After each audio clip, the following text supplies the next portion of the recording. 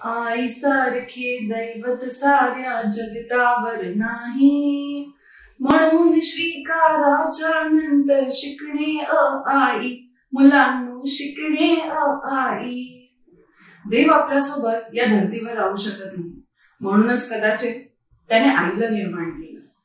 देव आपल्याला निर्माण करतो, आई आपल्याला जन्म देते, देव आपल्याला भाग्य देतो आणि आपल्याला आई ते भाग्य घडवण्यासाठी आणि ते निभवण्यासाठी तयार करते. म्हणूनच प्रत्येक शिक्षणाची सुरुवात ही आ ई पासून सुरुवात होते. प्रत्येक कार्याची सुरुवात जशी आपण देवाच्या स्मरणाने करतो, तसे प्रत्येक आपल्या आयुष्याच्या जडणघडणीत भाग असलेल्या आपल्या आईची आठवण ठेवणे ही तेवढेच जरुरी आहे. म्हणूनच या मातृदिनाच्या दिवशी एका आईकडून झालेल्या आणि होणाऱ्या सगळ्या मातांना मातृदिनाच्या शुभेच्छा.